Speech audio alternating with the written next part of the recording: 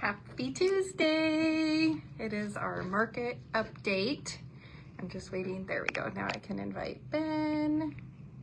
Invite. Hope everyone's having a fantastic day. It looks like it stopped raining here in Federal Way, but it's still pretty windy. I was hoping we'd have nice weather this week, but I might want to be somewhere warm. I should have went and visited my daughter in Arizona. Trying to bring Benjamin onto the camera. There we go. Howdy. Is anyone out somewhere warm for spring break this week? I can live vicariously through your vacation. Hello, babe. Hello. My favorite lender in the whole world. So I was just telling them I wish I was somewhere warm. So I was hearing it when I was trying to get on. We definitely should have went to Arizona and visited. I know we should have. But we're here We still have a chance. in Washington, and this is what we're doing. So Yep. we got it. We got it. So today, Ben's going to talk about mortgage myths and some things. I wanted to talk about algorithms for listings and when you're getting comps and why does certain websites say one thing versus others. So we had an example today in our team meeting where our broker had a listing in Tacoma, and they did a home bought through Movement Mortgage, and it gave an evaluation of 527. I need my glasses. You gotta love it. I'm getting old. It's the tiniest little print. I can't see it. It's like blurry. It's bad. Okay, back in action. Okay, so was 527. Redfin showed 503. Kitsap Credit Union showed 561. Zillow showed 512, and when she did her CMA, it came to 529, which is a comparable market analysis. What the information, the reason the algorithms, it's a computer generated information based on certain metrics in the algorithm that are set up. Okay, so essentially the things that they can't identify is any updates or changes that you've made to the property. They can sometimes compare 3 bedrooms and 4 bedrooms, right? So they're just looking at neighborhoods and doing a range. They also aren't aware of style. And so oftentimes when I'm in an appointment with a client and they're asking me like why my neighbor's house down the street sold for this, why is this not in here? Appraisers are not going to look at it if it's a Rambler and a 2-story.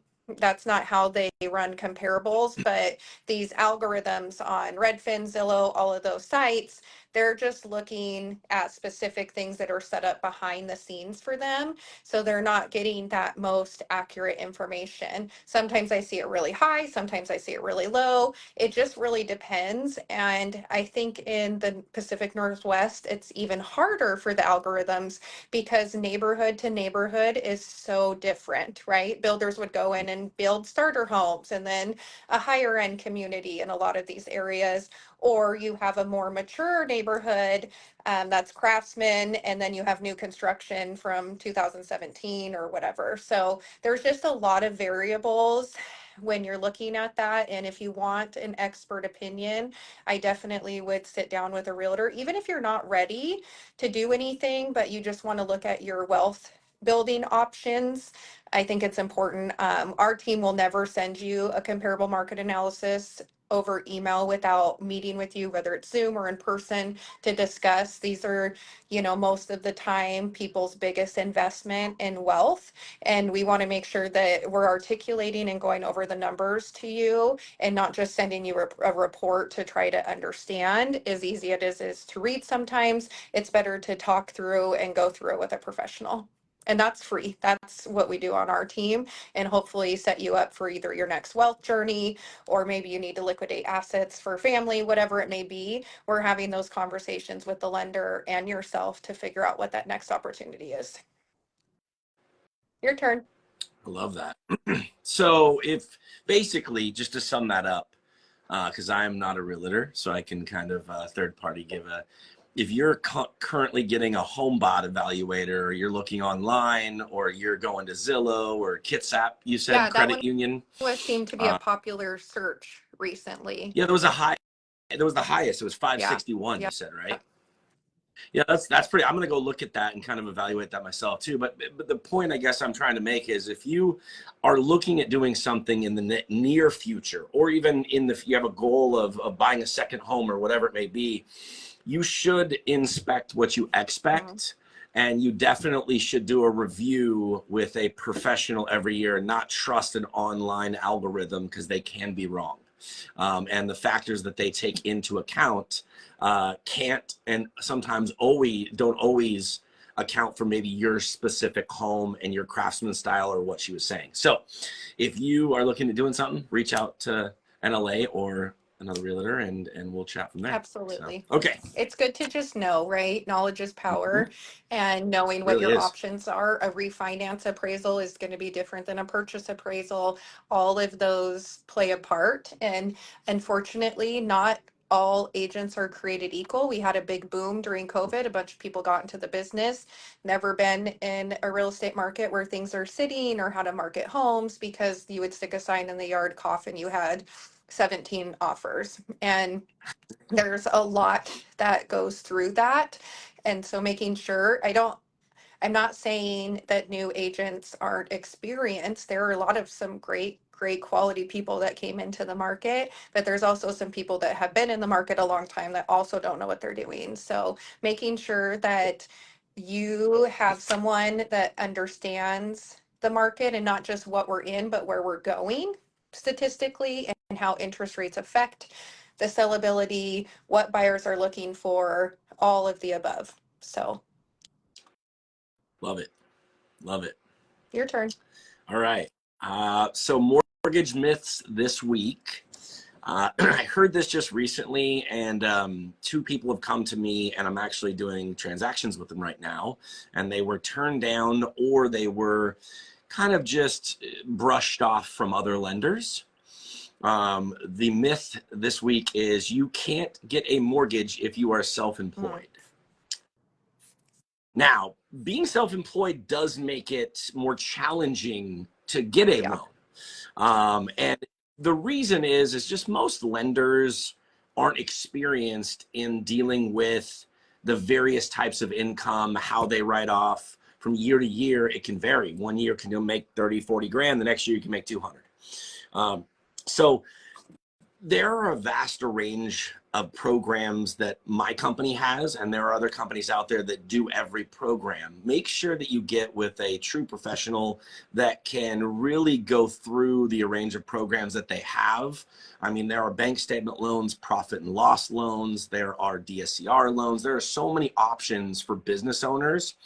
And if you get told no, or you were discouraged in, oh, you have to do this or claim more income or whatever it may be, reach out to someone else. Reach out to me. Let me review it for you. Let me give you a really solid plan to help you, because you deserve to purchase a home just like everyone else. I love that. Yep. And The next if I one, can, we were please. talking about this yesterday. Mhm. A lot of business owners, or self-employed people, write off certain things on their taxes that don't necessarily set them up to purchase. And so being able, now it is tax season right now. If you haven't filed your taxes or an extension, really sit down with your CPA, get your mortgage person on the phone together, figure out what is going to be the best way legally to work through your taxes, and what to write off and what not to write off, so you can make the appropriate income that you need to make in order to qualify. Right. If you're going to buy in the next Yep. year or two, like, we've got to start working on that now. Well, and with most programs, you take an average of 2 years. So, what you write off today or this month before the 15th can affect you for up to 2 years. So make sure that your CPA or your tax professional understands what your goals are long term, and also make sure, like you said, that your mortgage person is connected with them and having conversations so that you guys can create that plan together to accomplish your goals. Absolutely. All right. Definition of the week. Like I said last week, I'm going to start doing this every week. PCE. What is PCE? I had that question just recently. It is personal. I'm going to read the exact definition. It's personal consumption expenditures. It is one of the key economic indicators on tracking the value of goods and services purchased in the United States. This is the preferred measure for inflation. So I didn't see that. I didn't know that the Federal Reserve uses this indicator as their preferred measure of inflation, which is amazing. So basically broken down, it just measures how consumers and businesses spend their money and or save rather than spend. So if you have any other questions, reach out to me. I'll definitely give you a definition or help you understand. I am super optimistic about the rates. I know there was a little blemish in the last 24 hours if you've been following it. If you have any questions on that, reach out to me. But in the next upcoming 6 months to 2-3 years, we should see the rates definitely come down a little more. I'm super optimistic about it, and you should too. Awesome, awesome. I'm going to put a little plug out for, I have a buyer that's been looking. I'm sure you guys have heard about them. They're the sweetest family. They lost their daughter a year ago, and it's been really hard. And they are looking for a 4-bedroom, 2 baths plus home in Spanaway or Puyallup. Under 500. They do need closing costs paid for. So if you're an agent, or you have a home that you've been thinking about putting on the market, we would love, it does need to qualify for our state bond program, which just, there's some like no peeling paint, stuff like that that we can work through. But other than that, I would love to help them and potentially help you not have to have showings if you don't want to put your home on the market, and we could work a deal together. Or agent community, I know that I have a ton of you guys. If you have something coming up, I'd really love to help this family accomplish something huge and honor their daughter in their new home. Yes, yes. So, okay, well, I hope you guys have a good day. Oh, we didn't do it. We didn't do a marriage thing, a couple thing. What should we do? Your hair looks amazing. Thank you. It needs a little bit more volume through here, but let's see. Do you have one? I don't have my thing. I'm at the office, so. I Okay, don't. let me think of one. Let's see. What is your favorite memory from your childhood? Ooh. So many, honestly. I would say my favorite memory, and we still honor it every 4th of July around my birthday, is going down to the ocean for the 4th of July and spending a week down there, just kind of relaxing and enjoying the fireworks and family and friends and food and everything. I love that. I have a What about you? lot. The thing that like popped into my head first, which was really funny, were like drive-in movie theaters. I don't know why. I was like, that was really fun. I don't, I mean, there's a lot that I've done, like Yeah. going to on road trips with my dad, or even with my stepdad and my mom going to Cannon Beach and sitting in the back of the Blazer, or like there's so many. My grandpa fishing on the boats, or watching the OJ Simpson trial with my grandma and a big bag of popcorn. Like there's just a lot of different things. Like I can't just narrow it down to one. But I was just talking to our son, and he said, Mom, it's like the 90s out here. It's so old. And I it just is like, he's outdoor knocking solar down south. And he's like, it's so sweet. Kiana should move here because everyone talks so much. But Mom, it's like the 90s. And I just was like, huh? That's funny. He's like, yeah, anything pre 9/11 is really old, Mom. I was like, okay. Needless to say, we ended that conversation, and now I feel ancient to my son. So, which, man, mind you, he's 19 years younger than me. That is not that dramatic, but to him, it's centuries and centuries and centuries ago. So, that's the reality we live in, babe. We are old. We are. Well, we have to put glasses on to read small print Yes, these we days. do. So, Yes, but I can't wear them like just looking normal because it makes me sick. So, just reading glasses, sir. You need glasses all the time, but okay. yeah. Have a good day. Bye.